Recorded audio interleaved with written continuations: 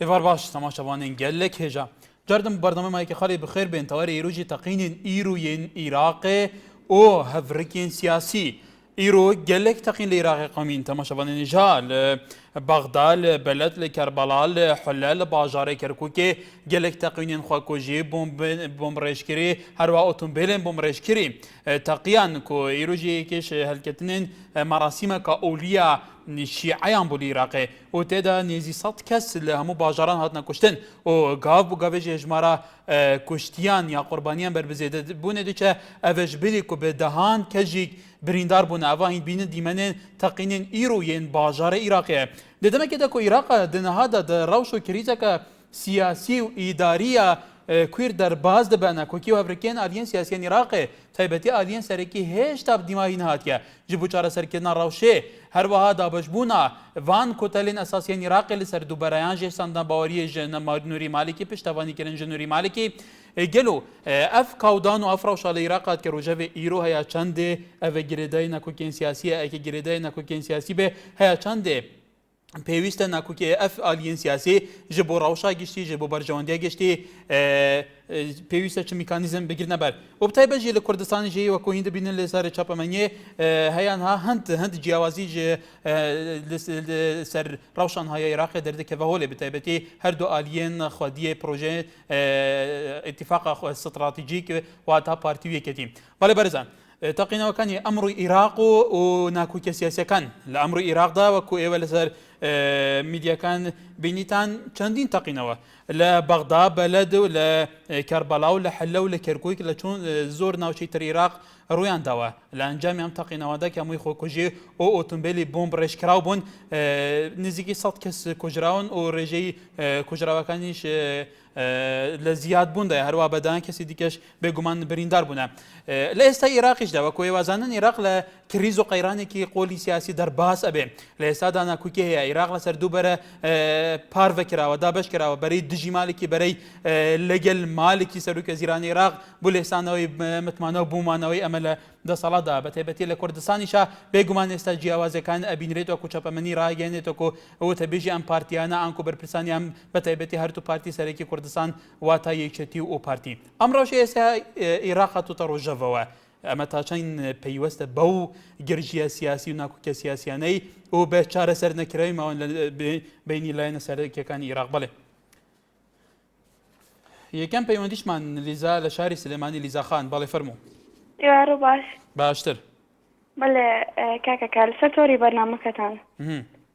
امرو تنتقینوی بولا عراقا اما بلدی که بو یاخد اگادر کردنوی که لالن او کسانی که دش با لابرنی مالکی بن یان جماعتی هاشمی که ها اما اگادرین که چی دا کردستان و لعراق بگشتی لنافچکان رؤیت اما رگه با لابرنی مالکی نادین يعني بيمكي واجينه ك تشخ سكاني بارزاني كاله لكولينو لقال برلمانتراني باسيه كم بوي كخوب زانه بوشي ناتواند صوتي توكو كريتو بولا برنامج مالكي لسر بوشي سر وزيران العراق سر حكومة العراق بام لقال أوشا أجر أوش نبيد دجي مالكي نبيد دجي لا نبرني مالكي وهش نوي لا بوستكيا لونه لانجلاني هاشمي بن دجي تومت باركني هاشمي دو بارو ديان بارك دو حتى أكيد جاسين بلقى كوكريت ولا ستاوان باربوني أو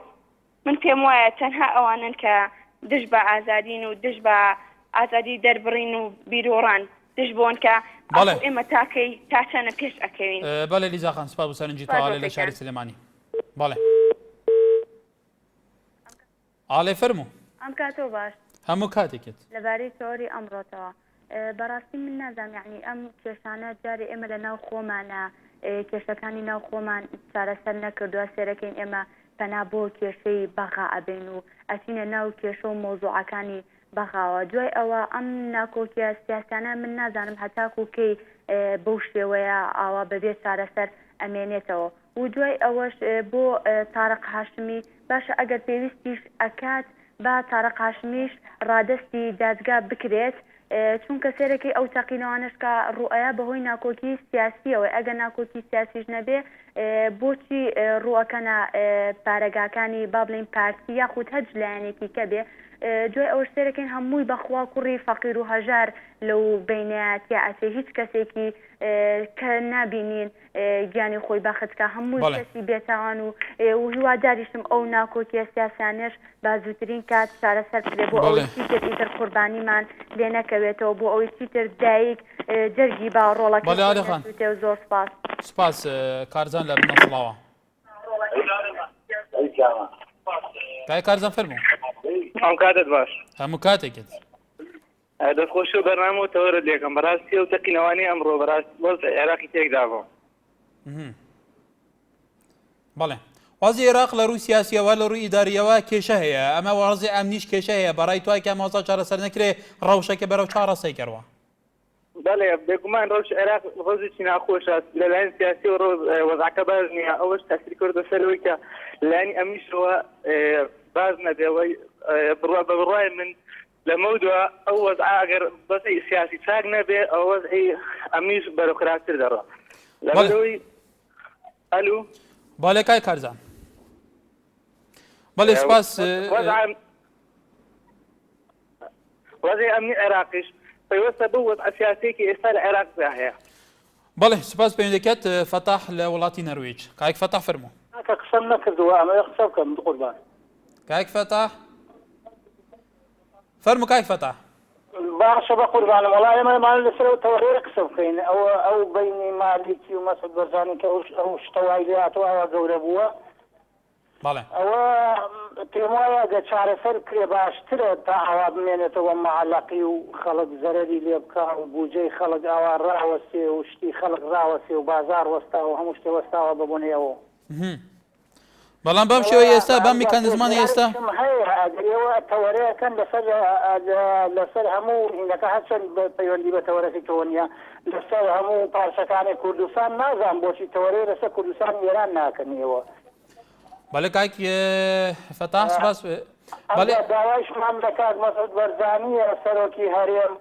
کە کاتی خۆی تەعویزیە و خەڵکەی ئێران داتۆکەم فادی کردووە و فرۆشتێتی بە پاسدار و بە مەڵ و وڵا و کوردستانی ئێرانی گرتوۆتۆ داوامان لە سەرۆکی هەرێم هەیە جوابی ئەو خەڵکەیش باتۆ و خەڵکەی چی لەبیری نەچۆتۆ لەبیری ماوەتۆ بەڵێ کای فەتاح سوپاس بۆسەرنجی تۆ ئەگەر تۆ بینەرێکی بەڕێزی تەلەڤیزیۆنەکەمان بێ ئێمە زۆر جار کەسات کە ناودارەکانی ئێران بەرپرسەکانی کوردانی ئێران تەفگەری کورداتی لە ئێران دەینە سەر شاشە و بە شێوەیەکی ئازادانە باس لە ڕەوشی خۆیان نەکەن بێگومان ئەگەر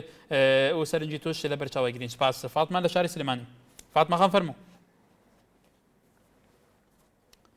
ئەم کاتت باش ئەم کاتت باش کاگاکارگیان زۆر سپاس و ڕێزمەیە بۆ هەمووتان سپاس فەرموو لەگەڵ ڕێزما بۆ قسەکانی لیزاخان ئەمە ناگەڕێتەوە بۆ خودی تاقە شخصی یاخود بۆ مالیکی بێ بۆ هەتارە قاشمی بێن نەخێت ئەمە ئەگەڕێتەوە بۆ ئەو کەسانی کە گێرەشتێوێنی عێراقن بۆ ئەو کەسانە ئەگەڕێتەوە کە بەکری گیراون تەقینەوە دروست دەکەن لە هەموو شارەکانی عێراق ئەمە ئەگەڕێتەوە بۆ خودی حکوومەتی هەرێمی کوردستان کە بەرپرسە بەرامبەر بە تەقینەوەکان بەرامبەر بە یعنی بڵێن چۆن تەفتیش و تەفتیشکاریکی بەقوەتدانن حکومت ئەتوانێ لە هەموو شارەکانە لە هەموو جادە و کۆڵانەکانە ئەتوانێ ئەمن و ئاسایشێکی وا دەرخات وادا بنێت کە بۆ ئەو خەڵکە ڕۆحی گیانیان بپارێزێ خەڵک تیا ئەفکرێ یعنی بەڕاستی هەمووی بۆتە ماڵوێرانی فەقیرجارێکی ناخۆ کەسێکی تیا ناچێ بەڵام ئەگەڕێتەوە بۆ شارەکانی عێراق کە تێکدەری عێراقن وەکو ئێران و وەکو تورکیا ئەمە خەڵک ئەگرن بەکرێ بۆیە وا لە عێراقەکەن ئارێ بەڕاستی عێراق وا لێ بکەن بیخەن بە تەواوەتی دوێرانی بکەن ئەمە ناگەڕێتەوە بۆ خودی تاقە شخصێکە بەڵێ فاتمە خان غەرە شخصیان هەبێ لە بینەکە بەڵێ زۆر سپاس ڕزگار لە باژارێت دووکێ کاک ڕزگار کەرەمکە باجارگۆچانی باشی ئەم باشین گەلێک سپاس بۆ سەبارەت بابەتی تاس خۆ بێژم ئەم تاقیێت نەهایەت عێراق تێناریدان ئەسڵا بینم شاگەرێ وەکی بۆ هەندێک ڕایە هەندێک بژی شاگەرێکی سیاسی یا ناکوتین سیاسی است خۆ بێژم ڕایە من ئەم تاقیێت نەها لە عێراق تێناریدان ئەس بێژم ئەڤەکۆری هەندێک خراوێن تیرۆریستیە دەست بێ داخل بوون ئەمریکا حتی نوکە ئەف تاقینە هەت بەداوا من ئەسڵا بینم ئەوە تاقینە چه علاقەتێک بەس ئەوان ڕێکخراوە کە تۆت بێژی وەکو تۆت بێژە ڕێکخراوێن تیرۆریستیژی گەلو ئەوانژی ئەجندای خۆی سیاسی نینە دە عێراقیدا ژبەر و حەزیکیان ڕەوشی وسا بکەن كوشا كو أسقط بين ما بكوي ريك خروا كوني دولتي وكي ريك خروا قاعدة يا ما بس توي بس حقندنو ترسندنو عالم كلامي ولاتو حتى الولاد الدرب جيشوا لي ريك خروا تحقينا وكشتنا أصلا بين ما أرمان جيبو ودس كتا كديوري كريبي وكوشا كور من بيشنيورا كهاي بله كوشا كور أوليزي كي تقريبا 10 تلفون مرو بيبو إن أرتيكت بو هلين كورك تويبات ونافيجو بيا يلا جوجس قياندي برنامه هاتيام او تلفونت 0750 هیچ رنگی ولا ندن او ابرو کجینی يعني تيت كايك رزقار تليفونات تيت او جام نادن كوتش هكور اساس كم كايك رزقار اساس كم في نقطه قلب جدي بيجي جبركو في برنامج تلفزيونيه هي بيج رنگي كناي تقبل كرن سانسور لسربي نو كي وقت تو تليفونات كي كنترولي جراستيت قالوا ناراكن ان نايت كمشغوله كوتش هكور وقت از تلفون بوين اورتيت كم مثلا ابرو كم نيزي كو شش جرا از تلفون هاتوا جتن ان اورتي والام ندو حتى هند تلفون تو جرا في جيل دمو 100 بده والام ندو تقريبا جرا 8 محافظ دي حتى راكري هو ابرو بله كايك رزقار ام قال سباس كم بو سرنجات قال جان بس من اخفنا كاي كوتش بله كوتش هكور ما اخفنا كاي برو بله كرم كه كوچ هکو من 3 جور تلفن و برنامه هوا که این آرتی من داخوزی کش هوا این یه پیش رنگه که بچه‌ها نواجد داخوزی خوشی بجه كوش هكور ام نيزيكو تقريبا بصوب نوفا كوينات بوريزيا دوكي بله تقريبا 13 حيوانه نوفيدمال جريده دو غضبونا خوير سويكت انترنت دو همي جهادو وقت تعيينات هاتيادون كو 25 كز بنادم از راندن بوحري مقدسون كو بشكو وزارتون خويجي چند پوليس كار ندانان نوفيدمال جريده دو همي جهادو توتيا خوره او 13 حيوانه حتى ويگوه نه بحثك هيا نه دوامك هيا نه مدينه كو بودجه جوايت بله كاي رزقار حتى ويگوه شي كوش هكو يدبجنا موازات دوروي پسند نکه یه باشه کاک رزگار اوفیس عمل دو که کبیتا حیاس کری تا خیرازا از بارم لوی دوریت و دکاری سردان اوفیس بکی او ام جی دیگل براده هر چی گله کتابی لور برچفه ویدارین که پشکا کنترلی گهداریا جیلم برادره به هیچ وی هر تلفنی بده به جابدن لبرا برنامه مایک خلکی و دارین گله کاک رزگار لبشی کنترل زور به جدی لبرچوار بگیره بله شرزال لاولی رو کا شرزال فرمو كاي شيرزاد مرحبا سرچاوم شلوني بلا باشي از باشم سپاس دەستخۆشی بەرنامەکە لێ دەکەم سپاس کاکە ئەگەر تۆ ئەوە بکێ سیاست یعنی لە 2003 ئێمە دەبینی کە تەقینەوە یەک لە دوای یەکان ڕووی داوە بەڵێ لەبەر چێ سێ تەقینەوە یەکەم بە سیاست ئەیوایە نا بەس دەبایە ئێوە وەکو کەناڵێکی سەربەخۆ دەبایە ئەو تەوەرەی بوەرژێنن ئەوەی کە لە تادیدی کەناڵی NRP کردووە ئەوە گرنگترە تووچی ئێمە لە 2003 تەقینەوەمان بینیوە بەڕاستی یعنی بەڵام کاکە شێرزاد بەڵێ کاک شێرزاد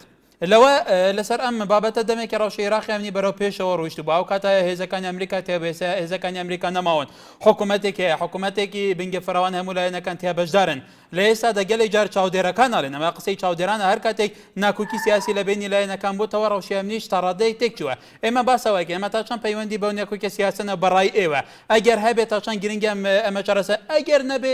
خۆتان قسەی خۆتان بکەن با قوربان بەڵێ با قوربان ئەو تەقینەوانێک کە ڕووشی داوە پێشتر هەمووی دەستی ئەمریکا تێدا بووە ئەمریکا لە 2003 هاتیە خاچی وڵاتی ئێمە داگیر کردەوە با بەڕاستی پێ بڵێم یعنی تۆ دەرەقەتی ئەمریکا دێیت هیچ دەوڵەتێکی زلهێسێ دەرەقەتی ئەمریکا بێ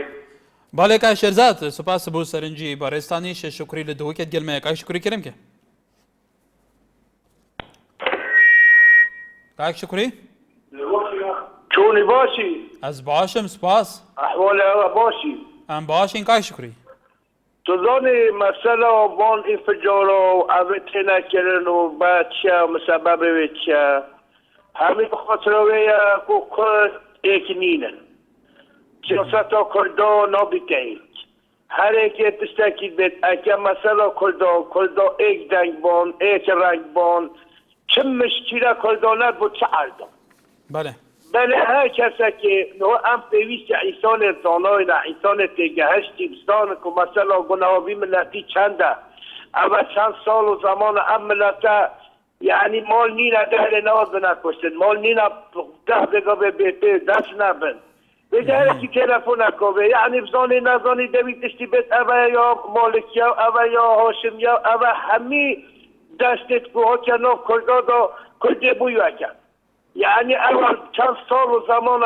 کردا چه دیگه کشتنی و گرتنی دست جبلای مالکی و بگیرن لایه کدی و بگیرن کسی نبریه سری حتی اب کرده همین نبنه ایک قرار و ایک دست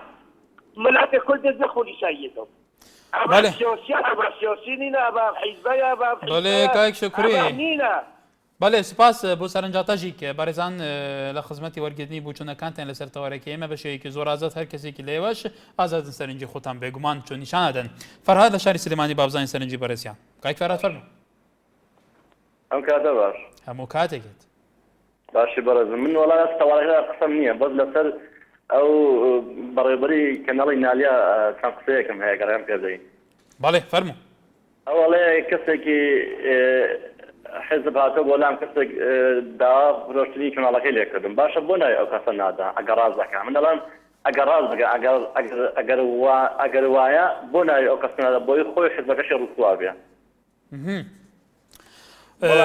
من باوەڕم بۆ قسەیە نییە ئەوەی کاک فەرهاد خۆ دەزانی بەڵێ خۆ دەزانی NRT نمونەیەکی تازە بوو لە ڕاگەیانی کوردیە وەکو کەناڵێکی سەربەخۆی ڕاگەیانی کوردی بێ هیچ عاتفیەک و هیچ ئاراسەیەکی سیاسی نییە وەکو کاک شاسوار عەبدولواحید خەوانی NRT ئەڵێ ئێمە نە دووست و نە دوژمنی هیچ کەسێکین ئێمە ئیشی خۆمان بە پێی بنەماکانی سەحافی خۆمان بەڕێوەبێن ببورە کەناڵی NRT لە 15 سەعات دوای پەخشکردنی سوتێنرا هەمووتان بووینی بە چ شێوەیەکی دەڕەندانە سوتێنرا دواتریش ئەو وەختە گوشارانە هەر بەردەوامە لەسەر NRT بەڵام ئیرادەی ئێمە زۆر بەهێزە لێرە ماتووینە ئێرە وەکو ئەعلامێکی سەربەخۆ خزمەتی خەڵک بکەین بەس باشە بۆ نای ئەو کەسە ئاشتیان ناکە لەبەرچی یانی لەبەوەی ناوێرێ کاک شاسوار بێ ئەوەی ئەو ناوی ئاشکرا بکە ئیرادەی خۆی بۆ دووپاتکردنەوەی پشگیری لە لەم کەناڵە و بۆ ئیشکردن لەسەر ئەم ئەدا لە ژێرا و دروشمەکەیە بۆ بینەرانی بەڕێز تاکید کردەوە گرنگەوە ئێمە لە NRT لەژێر ئەو دروشمە ئەو سەنگی بوێری ڕازگویی لە خزمەتیەوە دابێ حەز دەکەم لەوە لێرەکانەوە بەڕێبەری کەناڵەکە کەناڵی وینین جێی لێبێ کە حەز دەکەم بەڕاشکەوانە ناوی ئەو کەسە بڵێت و هیوادارم ئاشکەیەکە بەڵێ هیوادارین کای فەرهاد سەرنجی تۆش بۆ کاتەوانێ زۆر باشە هیوادارین خۆی حزبەکەشی سووک و ڕووسوا بێ بەڵێ هیوادارین سەرنجی تۆش بۆ بەڕێز کاک شاسوار خاوەنی کەناڵی NRT گەیشتی بێت کە توانای ناوی ئەو کەسە حزبێکەشی ئاشکرا بکە بەڵێ جەمال هەو لێرەوە کای جەمال فەرموو ئەلۆ بەڵێ سلام عەلەیکوم عەلەیکوم ئەسسەلام ببوورە ناوی منتان غەڵەت کرد کەمال بوو بەس موشکیلە نیە باز کای کەمال ببوورە بەڵێ کاکە جان بەڵێ بەنسبەت ئەو تەقینەوانەی ئەمڕۆی لە سەرتاسەری عێراق و کەرکووک و شوێنانە ڕوویدا بەڕاستی ئەوەی موسڵمان بێ ئەوەی زەڕەیەک ئیمانیە بینابێ تەقینەوەی پێخۆشبی کوشتنی خەڵکانی بێتاوانی پێخۆشبی بەڵامەوە قەیرانێک ئێمە تێکەوتوین و هیوادارین بتوانین ینی بە ئەمانجی هەموو لایەک ئەو شتانە چارەسەر بکرێ بەڵام مداخەلەیەکی کەم هەیە ئەگەر لێم قبولکەن لە بابەتەکە دەردەچم فەرموو بە بۆنەی ئەم بڕیارەی ئەوڕۆ پەرلەمان کە ئێوە نووسیوتانە دەڵێن بەڕێز وەزیری دارایی دەفەرموێ دەڵێ ناتوانین پێشینەی خانوو زیاد بکەین عەفوو من یەک پرسیار لە بەڕێز وەزیری دارایی دەکەم ئایا وەزیری دارایی 20 ملیۆن پێشینەی خانوو دەداتە هاوڵاتیان خەڵکانی فەقیر ئەگەر بۆ داوەتێکی خۆی دوو خزمی خۆی بانگ بکات 20 ملیۆنی سەرف ناکە بەڵێ کای کەمال سپاس بۆ سەرنجی تۆی هیوادارین پرسیاری تۆ بۆ بەرزە گەیشت بێ شێروان لە شێروان کاکە شێروان کەرەمکە باش کاکە کار ئەس باشم سپاس کاکە کاتەوارێن سەر ڕەوشە سیاسی و ڕەوشە ئەمنیە عێراقەیە کاک شێروانێکەتە گۆهداری کرد بە ئێرۆ گەلێک تەقین لە گەلێک باژارن عێراقی قەومین بە دەهان کەس بوونە قوربانی گەل و بوو دەشێن سەر ئەوی تەوەری نەبی تۆ دکاری پێشنیارێک بوو کەناڵی ئەوەیە تۆ ئازادی ئەم خزمەت داینە کەرەمکە وەڵی یعنی ڕاستی دبر بارزان و امریکا سوران هر هم یا گله یک از دور کنال هاوی چی بشید شیوه که آسنگی تدانی اکتنی دجاتی که نپارتیه کنال ما؟ بله نمونه که بینه که شیرزاد نمونه هر شخص نمونه همی واریات ساعت 6 هر حوالا دستور حوالا همه نمونه نه بلکه نه پارتی وەکو حەزبێکە فەرمانڕەوا لە کوردستانê پارتی سەرروکێ پارتیا دموکراتە کوردستانê سەرروکێ هەرێما کوردستانەیە جێگیرێ سەرروکێ پارتیا دموکراتە کوردستانê سەرروکێ حکوومەتە هەرێما کوردستانەیە پارتی د نەهادا خوددان gelek hevpîmanîtên stratîjîne di gel yeketiye di bexda bajariyekê bêje kewata destxelat hemî gelek kayên esasên desalatê di Kurdistanê de destê wê dane wextê em jî exbar dibêjin exbar nûçe emî ser kar û çalekên hikûmetê herêma Kurdistanê rewşawa dimeyze باشه بله کار جان یعنی سروک حریمه سروک حکومت یعنی تیروان بارزانی و مقصد بارزانی هر یک دنگت خلقیه انا ما بس ما نبو که شیرزاد ما بس ما بو دنگا جماهری هم دستینا ما بس ما بو اف حزب خودم پیگه که دنابه دا صلات دنابه جماهری دا که واتا حزب افهمو که اساسیه دا صلات دستوی دا بن او حزب پرسراتیا و هي لپریو برنا سیستم اداری سیاسی وی ولاتی جبرهند ام هر کس که اگر پارتی جنا بهر لاینی دیگه با جبر کو کارو چغلا که مجوان جبرهند ام بلاو دکن نو چان وي راستا کار ها یا ماجی سر اساسیه راستا برو مقصد من اوه يعني حزباتي وكورة حكومتي كالك نه یادی هر حزبك ام همو زانیاری و خوب بلاف دکین مارسه با مالین سیاسی و هیوی دارم جی کف نظراتا جی که تو باش مگیشتی بی و بیتا گوارتن لدوره جی مارس با همو لاین سیاسی نه و دناوا واندا و کتاگوتی پارتیا دموکراتا کردستانه بله گلی سپاس بو سرنجاتا سوران لکرکو کوا تای سوران فرمو اوقات باش همو کاتکت سەرەتا زۆر دەستخۆشی لە کەناڵی NRT دەکەم بەڕاستی کەناڵێکی پێشکەوتووە لە هەموو بارەکانەوە بەڵام چەند کەسێکەیە نەفس نزمن لە ڕێی کەناڵی NRT و هێرشەکەنە سەر حکوومەتی هەریەم بەڕاستی ئەم تەقینوانەی ئەمڕۆ باس لەوەیە هیچ پەیوەندێکی بە حکوومەتی هەرێمەوە نییە نازان فاتمەیەکی لە شاری سلێمانی خۆشەویستەوە هێرشەکات سەر حکوومەتی هەرێم بەڵێ ئەمە هەمووی حکوومەتی هەرێمە بەڕاستی حکوومەتی هەرێم سێ پارێزگایی زۆر لە ژێر دەستا زۆر بە جوانی زۆر بە شێوەیەکی تۆکمە ڕێخست و پاراسوێتی بەڕاستی خەڵکانێکێ بەس دژی حکوومەتی هەرێم لە کەناڵی NRT و قساکەن هیوادارم خەڵکی تێ بگا کە حکوومەتی هەرێم کێیە چۆنە و هیوادارشم کەناڵی NRT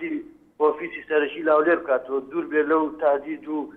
لەو مەشاکلانی لە شاری سلێمانی تووشە بێ بەڕاستی من پێم وایە بچێتە هەولێر گرنتیە درێتە کەناڵی NRT و بەڕاستی من دەستخۆشی لە جەناب لە ستافیەوە زۆر سپاس کاک سۆران کەواتە بۆ ئێمە شاری سلێمانی هەولێر و دهۆکی هیچ فەرقیان نیە ئێمە لەوێش ئۆفیسی سەرەکیمان هەیە و لەوێش پەیامنێر و ستافی کاری خۆمان هەیە لە هەر شوێنێکی کوردستان بێ حتا لە لادێش بێ مەقەڕی ئێمە گرنگەوە ئێمە لەسەر ئەداویشکردنی خۆمان بەردەوام بین تادیدی شەبێ نەبێ ئەو مشکلەی خوانەوەکو بەڕێز سەخەوەنی نارتیوتی ئەو تادیدانەی بکرێ نەکرێ ئێمە لەسەر هیچی خۆمان بەردەوامە بین بارحال فەرمان لە کەرکووکەوە کاک فەرمان باشی برا گەلێک سپاس چاواکەم بە قوربان دەستخۆشی بەڕامەکە لەکەم پێشەیی زۆر سپاس چاواکەم من وەک فەرمان لە کەرکووکەوە لە کەرکووکی دڵی کوردستانەوە من وەک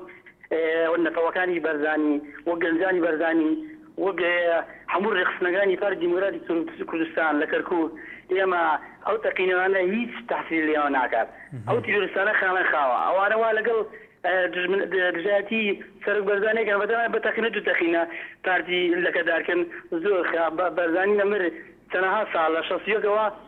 هەموو عالەم بەرزانێک کە چەند وڵات و لایەن یەکەیە دژایەتیەکە ئەم یەکەن خاڵم دووەمی خاوسم ئەو برادری نافەتاح هاتشێ لە ئێران لەوتی تا فەتاح خۆی من زۆر گلیم بێتی ئەڵێ نازم کار مەسعود بڵێ فەتاح تۆ دەوانی پازاری لە ئێران لەبان هەولە حوزە لادەیت دووەمی خاوسم بەڕاستی دەوانە دژایەتی پارتیەکان ئەوانەوە هاوکاری نوری مالیکیەکان عینن ئەو دیکتاتۆرانیەوە لەگە سەداما بوون لەگە عەلی حەسەن مەجید دەسەرخیانە هەر کەسێک دژایەتی بەرزانی بکات ئیشەڵڵا دنیا و قیامەتەکە بەڵێ کاک فەرمان نەوسەرنجی خۆشگەیشت بێگومان بەڕێزان ئەمە میمبەری ئێوە یان بەرنامەیە هەر کەسێکتان ئازادن چون سەرنجی خۆتان نیشاندا بەڵام بابە پێتە شیر بێت تکایە کاروان لە دووکێ بابزانی چت بێژیت کای کاروان کردن بەڵێ ئەلۆ ئێوە باش باشتر چۆنی باشی ئەم باشین دەستخۆشی کەناڵی هەوە بکەم بەرنامەی ڕاستی کەناڵێکی فەقیریە ڕاستی کەناڵێکی جێخۆدایە gelek alam gazdat kat gelek gaz bejit xuziko kanalaki diji asmani haba ve ki yarti haba rasti fe kanalaki fakirjariye nizar bu vasıfa are vasıfa alama demir ki bu alama demir ki bu çift sene muhalefetine ve koçi ve ki sırtı akari sırtı akari ahli bana Ahmet Çekiziye هيش طب ما نوجد ما ام نقصي من دنداري هيش بنيه قلت ما بو حتى بو جدد بو جكاني بەڵێ حتى بو جدد كنا بريكو بەڵێ کای کاروان سوپاس بۆ سەرنجاتەژی gelek سوپاس بێگومان پرۆژەسێ بودجێ لە پەرلەمانتی نقاشکردنە کە بێتە پەژراندن دەمیدە سلفەژەیەکتە دابشکردن گەل و کەنگی دێتە پەژراندن ئەوژەیەک بۆ پەرلەمانتەران دبینە پشتی بێ نابڕێ لەسەر ئەمان بابەت بەردامە بین سلاف برزان لسر توری کمالاتی پیجینارتی هند هوال دنویسن جوانا کورش نوری انوسه ایمان بو تقینوان نماوا و ازانم تنها چوکان مالاکن هر واسالار جباری آلی امشی که لکم ترخم یکانی 10 سالات لعراق دا روانت تاریخش آلی کرد آلی جیبجیت او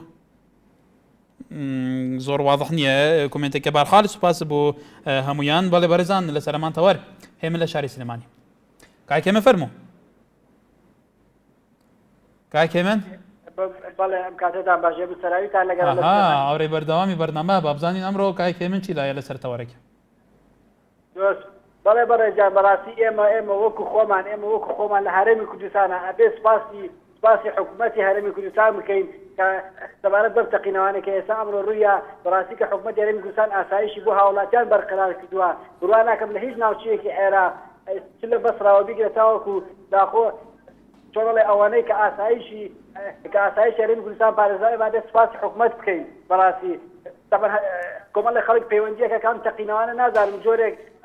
حکوومەتی هەرێم تاوانبارێک لە بەڕاستی ئەمە غەدرە لە حکوومەت نامزانیوە کاکێ من لەناو بەرنامەکە جێم لێ نەبووە کەسی حکوومەتی هەرێمی کوردستان تاوانبارکە لەبەرەوە حکوومەتی هەرێمی کوردستان ئەمە لە سنووری حکوومەتی هەرێمی کوردستان ڕوونەداوە بەڵام لە ئێستا لە عێراق تەنگیژەیەکی سیاسی قۆڵ هەیە کوردیش بەشێکە لەو تەنگیژەیە ئەنکۆ بەشێکە لەبەرەوە بەشێکی ئەساسیە لە پێکێنانی حکوومەت سیستەمی سیاسی و ئیداری لە عێراقدا بێگومان لەوەش لەو ناکۆکیانە بەشێکە ئێمە بەستەوەکەن لە عێراقدا ئێستا ڕەوشێک هاتووتاڕەوە تەقینەوەشەیە بەڵێ بەرە دارەزایی شۆڕێکاکە ئەمە بەڕاستی ئەمە تەقینەوانی کەڕۆین کاکە پەیوەندی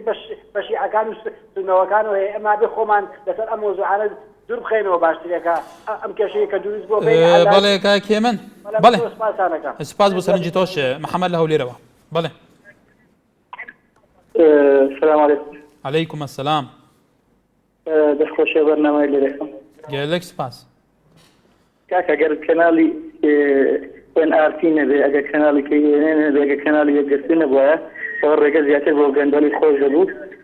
گەندەڵی فراوانتر دەبوو لە کوردستان بەنسبەت تەقینەوەکانیش شتێکی نوێ نییە بەنسبەت کورد ئەوە هەر هەمان سیاسەتی سەدامە ئیستعمال دەکەن کوشتنی کوردە و قڕکردنی کوردەوە هەر ئەوەیە زیاتر نوێ زۆر سپاس حەمید لە هەولێر لە هەولێری پایتەختەوە ئەو کاتەکان باش باڵێ هەموو کاتێری پایتەختەوە سڵاو لە هەموو بینەران و بیسەرانی کەناڵی نالیاوە لە کارمەنداری کاکەکاری بەڕێز زۆر سپاس فەرموو بەڵێ سەبارەت بەکەوەری بەرنامەکەتان بەڕاستی من وەهای دەبینم مەسەلا عێراقی مەسەبیە یەکاتنی پێکەنانی عێراقی مەسەبی تایفی ئەوە نەتیجەکەی دەبێت یعنی جگە لە عێراقێکی دیموکراتی تەکنۆکرات بڕوان ناکەم هیچ نەتیجەیەکی هەبێ خەڵک ڕاستیەکان دەزانی وەک دەڵێ بەس ئەگەر ڕاستیەکان بڵێ وەک دانی بچێشن ئاوایە ئەو ڕووداوانەی کە ئێستا کە ڕوودەدەن ئەوە دەرێنجات ئەو سێفاقی سێسەریە یاوەکو بڵێن کە سەرکردە عێراقیەکان سەری فەن نییە سەری تورکی سەری ئێرانی سەری سعودی هەر کاتی ئەوانە نەبن بە سەری دیموکراتی سەر دیموکراتی سەر نیشتیمانی لەمەسەری عێراق هەروا دەمێت کێشەکانی ئێمەش لە هەرێمی کوردستان هەروا دەمێنێتەوە دەزانی سال لە بەغدا دابش کراوە بەسەر هەرێمی کەرخ و ڕەسافا کەرخی ڕەسافە وەک دەڵێن بەدەست شیعەکانەوە کەرخیش بەدەست سنیەکانەوەیە پۆست هەرچی پۆستی ئیداری هەیە کارجێڕی هەیە عەمید و ڕاگری زانکۆکان هەیە هەمووی بەدەست ئەو کەسانەوەن کە شیعە مەذهبن هەتا بە شێوەیە دەڵێن کە یەکێ ناوی عمەر و ئەبوبەکر و عوسمان و ئەوە بێت کە پۆستی نادرێتەیە کە لە کارجێڕیدا بەشداری پێ ناکەن کاکە لەسەر ئەساسی ناو لەسەر ئەساسی ناوەڕۆ بنێرێ خەڵک پۆستی پێ بدرێ خەڵکی بکرێ بە ئەندام پەرلەمان خەڵک نازانم چی بکرێ وەکو خەڵک دەڵێن ئێمە ناداتەروەریە لە خۆمانەوە قسە بکەن نەخێ ئێوە بە دواداچوونیدا بۆ بکەن بزان لە ناوچە دابڕاوەکان لە ناو بەغدا لەگەڵ خەڵکانی شیعە لەگەڵ خەڵکانی سونە ئەوە کەی خزمەت بە عێراقی نێدەکا ینی بەڕاستی عێراقیەکان دەبێ بێن و هۆشخۆیان بەڵێ کاک حەمید سوپاس کار نەکەن وڵاتانی ناوچەش دەبێ هاوکاریمان بکەن تۆ بچیت ئەگەر یارمەتیم بێت تۆ بچیت کاک حەمید ئێران بی دوای تورکیا استبزاز دەکەی سەر بە تورکیا بی بەڵێ کاک حەمید سوپاس بۆ سەرنجی تۆ سپاس بۆ سەرنجی تۆ گەلێک سپاس گەرە خەڵکێکی زۆر لە سەری پەیوەندیە پێمان باشە بە کورتێککە سەرنجی خۆتان دەرببرن گەلێک سوپاس بەڕێزان ئەمڕۆ ئەو تەقینەوەنەی لە شاری کەرکۆک ڕوویاندەوە بێگومان زۆر بەیان لە بەرامبەر لە بەردەم بارگەکانی پارتی دموکراتی کوردستان ڕوویاندەوە لە مووسڵیش هەر بە ئامان شێوە تەقینەوەیەکی لە بەردەم یەکێک لە بارگەکانی پارتی دموکراتی کوردستان ڕوویاندەوە کە پێشتریش ئەم پارتیانە بە تایبەتی پارتیە کوردەکان لەو ناوچانە زۆر جار کادری ئەوان بەرپرسیانی ئەوان بوونە هەدەفی گروپە تونتراوەکان بە تایبەتی لە ئێستادا باوڕەوشات و تاڕاوە سەرتیب لە چەمچەماڵ کاک سەرتی فەرموو چۆنی هەموو کاتێکت برای بەڕێزم ئەگەر مەجالم بدەی داوای لێبوردن لە تۆ بینەرانەکەم ئەتوانم بڵێم ئێڕهاب یا تیرۆلیست بە چوار شێوە باسی بکەم بریتێ لە چوار جەمسەر ئەوەلەن تیرۆلیست خۆی شتێکی مردووە کە مردووشی لەگەڵ هاتیە ئەمڕۆ لە دنیای عەرەبی و ئیسلامیە لە هەندێک وڵاتانی عەرەبی حاڵەتی ئێڕهاب واتە دژ بە عیلمانیەت و سەرکەوتنی لایەنە ئیسلامیەکان بەڵام لە هەندێک وڵاتانی عەرەب شەڕەکە شەڕی مەذهەبیە واتە شیعە سونە یەک لەوانە عێراق دوو لەوانە لوبنان بەڕاستی ئەمڕۆ لە بەغدا بەرەو خوار کە هەندێک حاڵەتی تیرۆلیستی ئێڕهابی دروستە بێ ئەمە لەسەر ئەساسی پارێزی شیعە و سونەیە بەڵام لە بەغا بەم لاوە لە کەرکووک و لە مووسڵ ئەمە دژ بە مادەی سەوچن و کێشەی کوردە ئەمە دژ بە کێشەکانی ئێمەیە بەڵام لە دوو حاڵەتە لێرە ئمڕۆ عێراق نەبووە بە خاوەن هێزێکی تۆکمەی علمی سەربازی بتوانێت وەکو ئەمنی قەومی وەتەنی سنوورەکانی عێراق کۆنتڕۆڵکە ئەمڕۆ بمانەوە نەمانەوە سنوورەکانی عێراق سنوورەکانی عێراق هەموو کەس بە ئارزوی خۆی هاتوچۆکە سیلاح بێنێ سیلاح بەرێ خەڵکان لە وڵاتانی ترەوە بێتە ژوورەوە ئەمڕۆ عێراق ئەتوانم بڵێم لە ١٠٠ خاوەن سیادەی ئەمنی خۆی نییە لە ڕووی ئەمنی قەومی سەیطرەی حدودیەوە بەڵام لێرەدا ئێستا باشە ئەمە کۆتایی نایە ئەبەد بەڵام ئێستا تا ڕادێک باشین بەڵام من سبەینێ ئەترسم کۆتایی بە نظامی بەشار ئەسەد بێ بەڵێ سەرتی ئەو کاتە عێراقە بێ بە قەسابخانە وەسوولیاشە بێ بە مۆڵگای بارەگاکانی وەکو بارەگای سونە مەذهب بۆ گیان شیعە لە عێراق ئەو کاتە عێراقە بێ بە جەحیم بەڵێ کای سەرتیب سوپاس بۆ سەرنجی بەرزستانیش خەندە لە شاری کەرکۆک خەندەخان فەرموو ئەلوان کاتۆ باش هەموو کاتێکت سپاس دەکەم دەستخۆشی بەرنامەکەم یەکەم برای بەڕێز سپاس سپاس بۆ تۆ دەستخۆشیم بۆ برایش کە پەیوەندیەکەی وەرگرت لەسەرم سپاس سەبارەت بۆ تەقینەوانی ئەمڕۆ لە شاری کەرکووک ڕوویدا بەڕاستی بەتایبەت نزیکی ماڵی خۆشمان بوو دوانی لەخوا بە زیاد بێ زیانی چیوایی نەگەیاند هیوادارم ئێمەی کورد لە شاری کەرکووکە و لە هەموو شار و شارستەکانە هیچ جیاوازیەک نەکەین لە نێوان هیچ نەتەوەیەکە بەڵێ خەندەخان بەڵێ سوپاس بۆ سەرنجی بەرزستان بەڵێ خەندەخان شتێکی تاوانبار نەکەین ئەوانە خۆمان بە یعنی خۆمان ئەزانین پاشماوەکانی ڕژێمی بەحسن ئەبێ ئێمە کەس تاوانبار نەکەین خۆمان نیگەران نەکەین بۆ ئەوانە و فەریشدا نانوێنین بۆ ئەو جۆرە تەقینەوانە لە شاری کەرکووکە زۆربەی ئەو تەقینەوانە لە شاری کەرکووک ئەکرێت زۆر هاوڵاتیانی پێوادێ تاوانی چیە لێ ئێمە حکومەتەکەی خۆمان تاوانبار نەکەین بەڕاستی هیچ لە سەرۆکەکان لە هیچ بەڵێ سپاس بۆ سەرنجی تۆ خەندەخان ڕەشی لە ئاکرێ کاک ڕەشی کەرەمکە بەڵێ ئەلو ئەلۆ کەرەمکە ئەلو تۆ کەگوەر حاڵێتە ئەزێ باشم یا هەلە سەرجەوە کەکەرە تۆ کەرکۆ ئەیدامە سەر فەقیرەوە فەقیرێت ئۆکرێوە 4 5 ناونەوە ئەوە 6 هەیدام لە دێت تۆڵە ناونەوە بۆچە ئەگەر چ بوون والله نزانم ئەوە 450 ناونەوە بژن لەگەڵا ملیگە کۆبی لە حەفتەی کۆدی بوومە زێدە کرد ئەوان یبقى تەخکرێ ئاها ئەوەکە بەڵێ کاک ڕەشید ویدارین جێن پەیوەندیدار گۆداریەتە کرد بە بوو معه خوش به چورایی من اون نتوبه دوی و توبه هوتش هایی داری که چورا کلیپ کرد بەڵێ ئەمژێ ویدارین جێت پەیوەندیدار گۆداریە سەرنجاتە کرد بە ئیمات لە شاری کەرکۆک کاک ئیمات فەرموو ئەم کاتە باش هەموو کاتێکێت ئەو تەقینەوەی ئەمڕۆی لە کەرکۆک ڕۆیان داوە تۆ وەکو کەرکوکێکە لە شاری کەرکووی تەلەفۆنەکەی تو چولێکە دەیتەوە لەسەر ڕەوشی شارەکەمە تا چەند تەسیری هەبووە بەڵێ دەستت خۆش بوو ئەم تەوەری مڕێداننا دەستان خۆش بێ لە تلڤیزیۆنی ناردی بەڕاستی ئێمە وەک کەرکووکێت زۆر لە بیرانی بەزبێ تەقینەکانی بۆ شاری کەرکووک من دەلێم ئەمە بەداخەوە دەستێکی لە پشتایە بۆ بارەکەەکانی حزبی پارتی دیموکراتیکرا پێت وایە ئەم دەستە چێ بێت تۆ مادەم تۆ پێت وایە ئەم دەستە چێ بێ من دەڵێم ئەمە دەستێکی لە پشتایە لەبەرەوە تۆ ئەدیری مەقالەکانی پارتی ینی زۆربەی تەقینەکان لە مقارەکانی پارتی بۆ ئەوانیە لە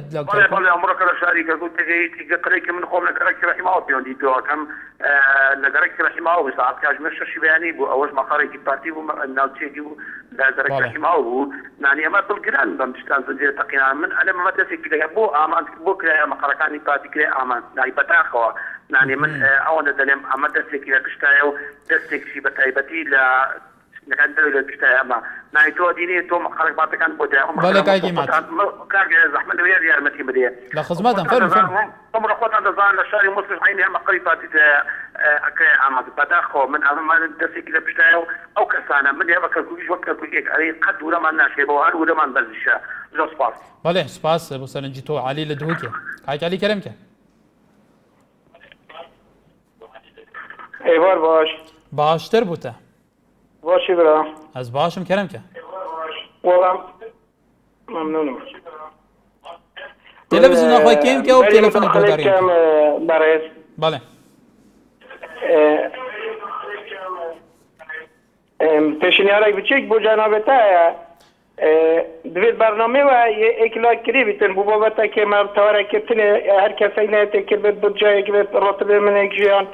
مصالح من شخصي يعني كاك الياوس او بينرا منشين رايا بينري بقورين انسر بينري تلفنا ام حاس كاين ام تواري دسين شان كاين نفيسين بحث لسر كاين ام جي دخازين لسر تواري بيت اخفتن بيتك بس اگر بينري بحث تشتكي ديكر ام جي قبولت كان شبكين بس نزبط بابات تاعي امريكا بريت تخشيل تاعكم بس دياركو حكمه عرمي وبارتي وارزاني بین شبکه برچاف کو پیشکفتن کامازن و گورینانو کدا هایت کو عراق داده تا گورین بو گورینا مالکی جوالندجی کو اف تخینیت کرکی که مثل هاتین انجام دانه بروکه اوجه هندکی لایانن بود تکتانا نابین و پارتی وکرتیهجی چون کرکی که برانبر بارگاهت پارتی هاتینه فخواندن اون مثل جیه تکتیه او هر او دجمنن او دوین دوبارکی بخنن افرزید پارتی تویا ام شندیت هشیار بینو و اگل مال هندی هریتن که هم دست خوب کنه که دو دجمنه اینا بینامه دا مالک نکنه و دست خوشیر برنامه تشکیل بله سپاس کاک علی بو سرنجاتا همن لشاری سلیمانی کاک همن فرمو کاری وار باش باشتر بوتو زۆر سپاس والله ڕوخسەت دەگەر دەمێکە لە سەرخەتم مەزالم پێ بێ مەمنونە بم داوای لە بورینەکەن کە دەمێکە لە سەرخەتی و لە خزمەتیشدان فەرموو سپاسەکەم سەرەتا بەنسبەت دەمڕۆ گوێبیست بن کە گوایە تادیدی کاک شاسوار کراوە من لێرەوە بە کاک شاسوار ئەڵێم هیچ کاتێک سەر بۆ هیچ کەسێک نەوی نەکا بەڕاستی ئەم کەناڵی ئێوە بۆتە مینبەرێک لە بینی هاوڵاتیان و دەسەڵاتە بۆ هەموو کێشە و معاناتەکانی خۆیان ناکرێت یعنی بەڕاستی نازانم هەرێمی کوردستان ئەمڕۆ نقمی گەندەڵی بۆ بەڵام کەسانێک کە بیانەوێت بە هەڕەشە و تادید ئەمە چییە وا لە کەناڵێ بکەن کە هەموو ڕاستیەکان بۆ خەڵک ڕوون دەکەنەوانێ بەڵام ئەمە چییە نابێت هیچ کاتێک ئەمانە ئەم شتە ڕاستیانە بخەنە بەرچاوی بینەران بۆ ئەوەی هەرێمی کوردستان هەروە بەم شێوەیە کە نقمی گەندەڵی بۆ بڕوادێ لەسەر تەوەرەکەی بەڕێزش یعنی بەڕاستی خۆی ئەمڕۆ عێراق کەوتوتە قەیرانێکی گەورەوە بەڕاستی بەڵام ناکرێت بڕۆ تەقینەوەی دوان لە بەردەم بارگای پارتی دیموکراتی کوردستان هەبوو بێت ئیتر ئەوان بە شێوەیە کە تەفسیر بۆ وەزعەکان کەن وەڵامێکیش بۆ کارفەرمان لە کەرکووک کە ئەڵێ ئەوەی کە لەگەڵ بەرزانی نبێتە پڵمان ئەسڵەن بوونینە لە کوردستانە بەڵام ئەوانەی کە هاوکاری مالیکیەکەن ئەوانە دیکتاتۆرن نەکردن بە بەڕێزێ لەمەوانە دیکتاتۆر نین کاکە گیان ئەوانە ینی ئەمڕۆ یەکێکی وەکو جەنابی مام جەلال بەڕاستی کەسێکە لەوەتەی تەمەنی هەیە لە مەسەلەی سیاسەتا خاڵبووەتەوانێ کاکە فەرمان لێوە لە هەموو قسەکانی تیجایی بە ڕووی یەکێتیە بەڵام کاکە گیان ئەوانە لەوانەی خەڵکان لەگەڵ لەگەڵ پارتی دیموکراتی کوردستانە بۆ لێسەرنەوەی مالیکی ئامادەن کە چاویان بە هیچ ئەزمونێکی کوردستان هەڵمایە حتا ئامادەی سەوەچل و سوپاسانەکە بەڵێ سپاس تاها لە شاری کەرکووکەوە کاک تا فەرموو ئەلو ێوارە باش بەڕێزم باشتر بۆ تۆ زۆر سپاس دەستخۆشی لێکەم برا جوانەکەم بەنسبەتم تەقینەوانی ئەمڕۆ وابزانم جەنابتان ئاگادارن زۆربەی زۆری لە بەردەم بارەکەەکانی پارتیە تەقیوەتەوە وا بۆچم ینی ئەمە وەکو شتێکی پیشان بن ئەلەساس ئەم وەکو ترسێک بخەنە دڵی سەرکردەکانی پارتی و یاخۆ حیزبی دەسەڵاتداری هەرە گەوری ناو کوردستان پارتی بێت و پاشگەز بێتەوە لەم بڕیارانی کە دەربارەی نووری مالی شوانەیدا بەڵام من هیچ کاتێ باوەڕ ناکەم نە پارتی و نەسەرۆک بەرزانی لەو داوای کە کردویانە پاشگەز بنەوە هیوادارم هەموو کوردیش هەڵوێستی سەرۆک بەرزانیە بێ تەنها لە کوردا ما بێ دڵسۆز و بە ئەمەک و سەرکردەی ڕاستەقینە بەس مەسرور بەرزانی و تەواو هیچ لە زۆر سپاس بەڵێ سپاس بۆ سەرنجی تۆش تۆ شازادی چۆن سەرنجی خۆ نیشان بدەی بەڵێ بەشار لەو لێرەوە کاک بەشار فەرموو خۆشیەوەتەوەرە لێ دەکەین گەلێک سپاس بەڕاستی سەبارەت بۆی ئایا لە بەراگەکانی پارتیکەوە و تەقینەوە ڕووناندا بەڕاستی ئێمە دڵگرانین سەبارەت بۆی لە هەر بارەگایەک بێ جا گۆڕان بی یەکێتیوی یەکگرتوبوو لەبەرەوەی هەر تاکێکی کورد بمرێ واتە کەمبوونەوەی کوردێک بەڕاستی خوێنی کورد لە ئێمە زۆر پیرۆزە و زۆر گرنگە سەباوەرێت بۆی بارەگەکانی یاخود کێشەکان هیواداری لایەنە سیاسەکانی کورد جا بەلابردنی مالیشی بێت یانمانەوەی بیت لار کاتێکدا بی یەک دەنگ بێت کە لەبار چۆنێک بێتن کەەوە یەک دەنجینەتەوەی کورد یەک ڕێزی کورد نیشان دەدا بەڕاستی مش دەستخۆشی لێوەش دەکەن سپاس بەڵێ سپاس منیرە خان لە شاری سلێمانی بەڵێ منیرە خان فەرموو یان ئەم کاتەوە باش هەموو کاتێکت باسی ئەسپاشم سپاس ئەو هەواڵەمان بی زۆرمان پێ ناخۆشە کە بەوەی هەڕەشە لە کەناڵی NRT-یەکەن یعنی بەڕاستی ئەمە شتێکە بۆ ئەوەیە کە ئەم ئازادی نەمێنێ لە وڵاتە ئەی ئەم حکومەتە دیعایەی ئەوە ئەکا کە گوایە ئازادی هەیە سەربەستی هەیە کە یەتە سەر واقعەتی هیچ شتێگەمانە وجودی نییە یعنی ئەم کەناڵە تازە لەوە دەرچووە کەناڵی NRT بێ ئەمە کەناڵێکی میلەتە میلەت گوێی لێگرێ گوێ لە ڕاستیەکان نەگرێ هەر زۆر جێی شەرمەزاریەکەم ئەم هەواڵانە ئەبیستین بە نسبەت تەوەرەکەش توانی ئەم تەقینەوانە مڕاوی بم تەقینەوانش نازانم کەس نازانێ ئەمانەی کە ئەم شتانە ئەکەن لە پێناوی شتێکی هیچ هایە نائینسانن يعني حتى إنسان بيتيانانية يتر علاقة نبع حكمتي هريمة ونبع حكمتي مركزي شوهر أو كإنسان كنا مسؤولا ئەم ئیشانە بەڵێ منیرە خان بەڵێ سپاس بە سەرنجەکەت بەرەزان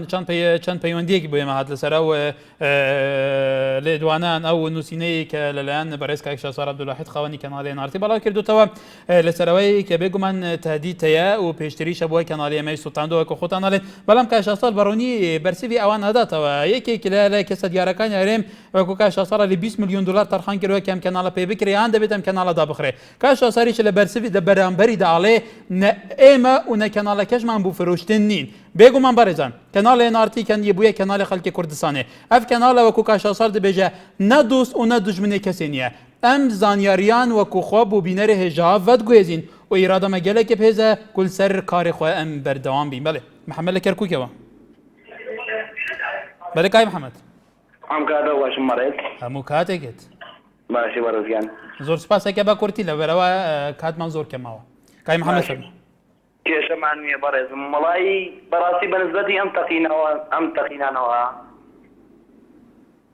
ئەلو بەڵێ بەڵێ بەنسبەتی ئەم تەقینانەوە بەڕاستی ئەسە تەقینەوە زۆر بووە مەسەلەن نیتێکی یۆت من کە کرێکارم فەرموو لە کەرکووکەوە هاتوومە بە سلێمانی لێرەی شەکەم ئەمە چێ بەس بەهۆی دوو تەقینەوەی ناو شار و ئەمنیەتی شارەکە بەڕاستی خاصی کەرکووک ئێستا نییە هەر نەپارێزەوە ڕاستە یعنی ئاسایش و پۆلیس و شتانی بۆ داناوە بەس بەڵام یعنی وانییە کە بڵێ شارەکە پارێزراوە وەک سلێمانی باولین و کەولێر وانییە ئەو شاراوە نەپارێزراوە بەڵێ کاک محەممەد گەلێک سپاس بۆ سەرنجی تۆشێ بەڵێ بەرەزان لێرەوە لە کەناڵی NRT لە ژێرە دروشمەی کە هەمانەوە بەرزمان کردوتەوە بۆ خزمەتی بینەری کوردی ئێمە بەردەوامە بین سبەینێش لە تەوەرێکی گەرمتردا هەر لێرە لە کەناڵی NRT لە بەرنامەی مایکی خەڵک لە ژێردەرۆچمی ڕازگویی و بوێری و هاوسەنگی لە خزمەتی گەهاندنا بیر و بۆچوون و سەرنجێن هەوێن هێژاداوین هەر شاد و بەختەوەر بن.